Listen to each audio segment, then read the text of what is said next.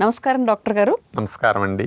Doctor గారు, అయ్యా, మరి విటమిన్ డి అలాగే B12 ఈ మధ్య కాలంలో బాగా ఎక్కువ మంది వీటిలో లోపిస్తున్నాయని తెలుసుకుంటున్నారు చాలా మంది. అవును. అసలు నాకు తెలిసి మన పూర్వీకులకి అసలు ఈ టెస్ట్ చేసే ఉండరు విటమిన్ డి మరియు B12. అసలు వాళ్ళకి ఫ్రీ 95-98% ఉండే కాదమ్మా. ఎందుకంటే వాళ్ళకి కొన్ని ప్రేగుల్లో తయారవ్వాలి.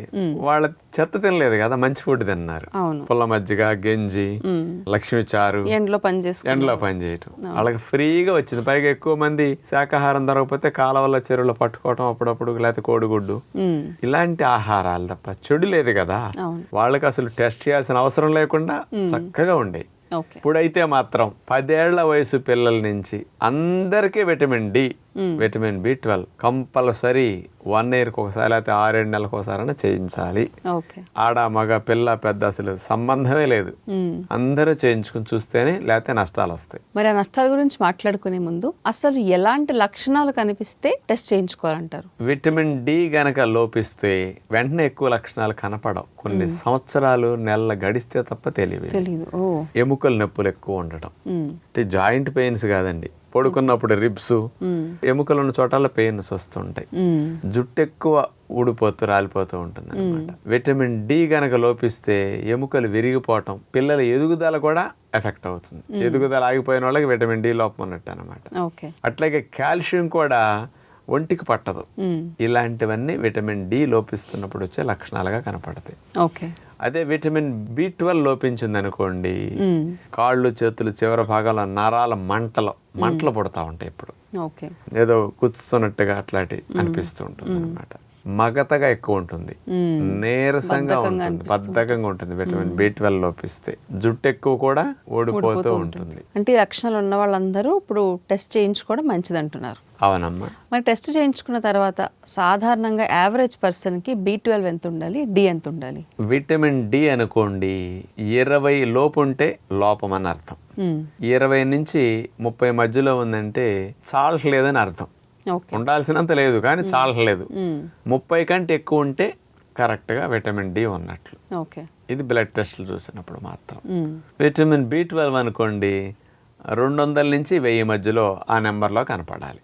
దానికంటే తక్కువ ఉందనుకోండి, అది శాకాహారులైనా మాంసాహారులైనా లోపం ఉందని అర్థం చేసుకుని ఈ రెండుటికి ప్రత్యామ్నాయాలు ఆలోచించుకోవాలి.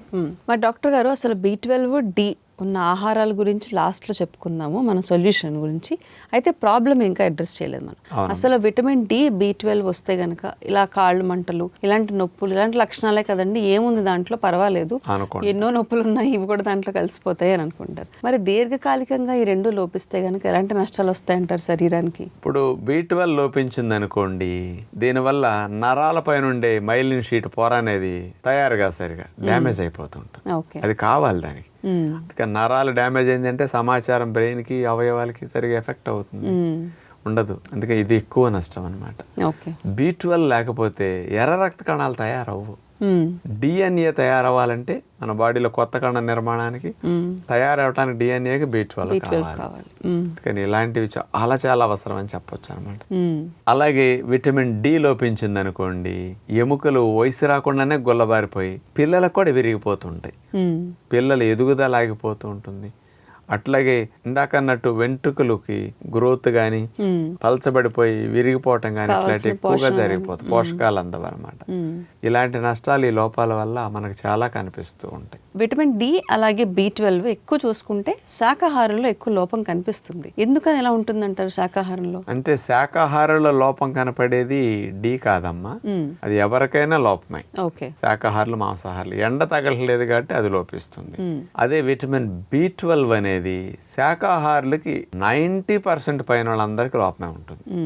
యాక్చువల్గా ఈ B12 అనేది ప్రేగుల్లో ఉండే సూక్ష్మజీవులు తయారు చేస్తుంటాయి, మంచి సూక్ష్మజీవులు.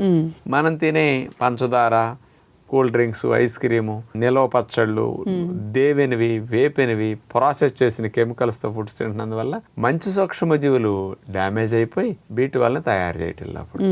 అందుకని ప్రతి జీవికి B12 ప్రేగుల్లో తయారై సప్లై అవుతుంది, బయట నుంచి అసలు అక్కర్లా. మనకు తయారవట్లేదు కాబట్టి లోపిస్తుంది. మాంసాహారులకి డైరెక్ట్గా మాంసంలోనే ఉంటుంది.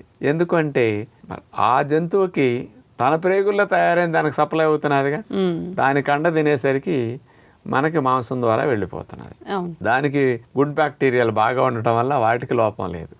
మనకు లేనందువల్ల మనకు తయారవ్వట్లేదు. మనకు తయారవనందువల్ల B12 ఉన్న మాంసాన్ని గుడ్డు ఇట్లాంటివి తీసుకునేసరికి వాటి ద్వారా లోపం వీళ్ళకి రాకుండా నివారించుకోవడానికి ఇది ఒక అవకాశం. అవును. కొంతమందికి మాంసాహారంలో B12 ఉన్నప్పటికీ లోపించడానికి కారణం ఏంటంటే చెడ్డ సూక్ష్మజీవులు బాగా ఎక్కువ ఉన్నప్పుడు ఈ పోషకాలు కూడా, మంచి వాటిని చంపేయటమే కాదు, పోషకాలు కూడా గ్రహించుకునే శక్తి తగ్గిపోయి దొడ్లోకి వెళ్ళిపోతుంది B12 కూడా. అలాంటి నష్టం జరుగుతుంది. ఓకే. మళ్ళీ మన బాడీ ఎంత గొప్పదంటే ఎర్ర రక్త కణాల తయారీకి B12 కావాలన్నాను కదా. ఎర్ర రక్త కణం ముసలైపోయి 120 రోజులు దాని ఆయుష్ అండి, చచ్చిపోతుంది. చచ్చిపోయిన ఎర్ర రక్త కణాలు రోజు కొన్ని కోట్లు ఉంటాయి. వాటన్నిటిని తీసుకొచ్చి స్ప్లీన్లో వదిలేస్తుంది శరీరం. స్ప్లీన్ దాన్ని విడగొట్టేసేసి చచ్చిపోయిన ఎర్ర రక్త కణాలు డెడ్ బాడీలో కూడా B12 ఉందిగా, అవును, దీన్ని సెపరేట్ చేసి ఈ B12ని పైత్యరసంలో లివర్లోకి పంపిస్తే లివర్ పైత్యరసంలో పెట్టి ప్రేగుల్లో పంపుతుంది. మళ్ళీ ప్రేగుల్లోకి మళ్ళీ B12 వస్తుంది. అంటే చచ్చిపోయిన కణాల్లో కూడా B12 వస్తుంది. ఆ B12 ప్రేగుల్లోకి వచ్చాక ఇది మళ్ళీ ప్రేగులు పీల్చుకుంటే సగం మనం తింటే చాలేక సగం చచ్చిపోయిన మృత కణాల నుంచి మళ్ళీ తిరిగి వాడుకుంటా ఉంటుంది అనమాట. కానీ ప్రేగుల్లో మంచి సూక్ష్మజీవులు లేని వారికి మళ్ళీ దొడ్లోంచి పోతుంది మళ్ళీ.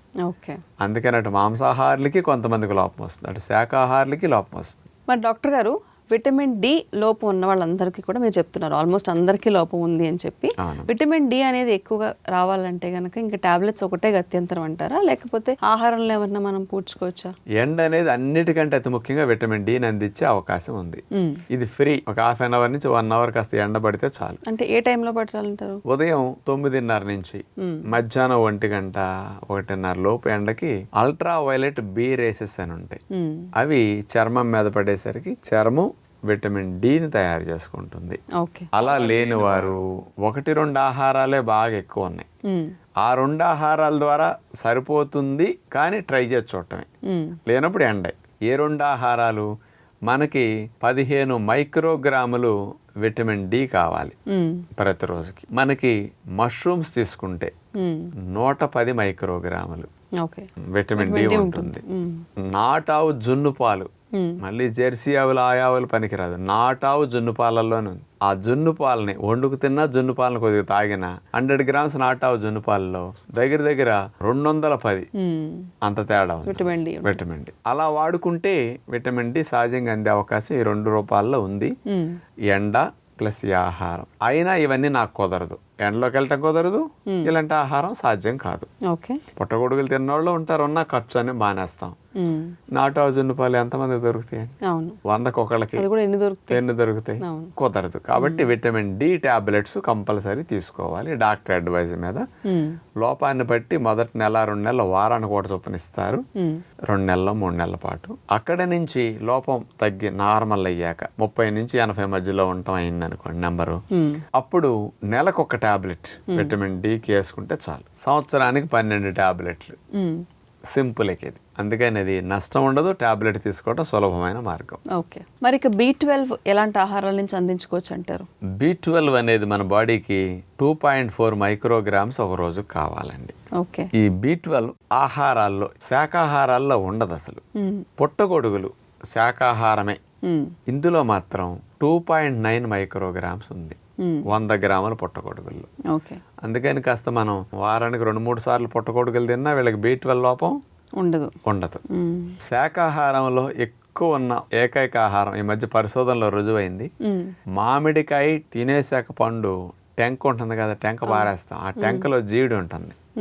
చిన్నప్పుడు జీడి తినకూడదు అంటారు కదా, పచ్చి దాంట్లోది కాదు, ముగ్గిన టెంకలో ఉండే జీడి, అందులో B12 ఉందని రుజువైంది. శాకాహారంలో ఉండదు, కానీ ఎట్లా తయారవుతున్నదో దాంట్లో తయారవుతున్నది సృష్టి. మనకు కావాల్సింది 2.4 మైక్రోగ్రామ్స్. మామిడికాయ టెంక జీడిపళ్ళలో 120 మైక్రోగ్రామ్స్ ఉంటుంది. అందుకని ఊరికే అంత వాడినా ఒక స్పూనుడు అంత ఎలా వాడాలంటే డాక్టర్ గారు? పుల్కా పిండిలో కలుపుకోవటం, కాస్త ఏదైనా ఒక ముద్దలో కలుపు మింగేయటం, అంత మధ్యలో కలుపు తాగేయటం, లేకపోతే ఏదో ఒక రూపంలో కాస్త చల్లేయటం, ఏదో రూపంలో పంపించేయటమే. అలా వాడితే విటమిన్ B12 న్యాచురల్గా మెడిసిన్ లేకుండా వచ్చేస్తుంది. కానీ ఈ 2 సహజంగా లభించే అవకాశాలు ఉన్నాయి కాబట్టి ప్రయత్నం చేస్తే మంచిదన్నమాట.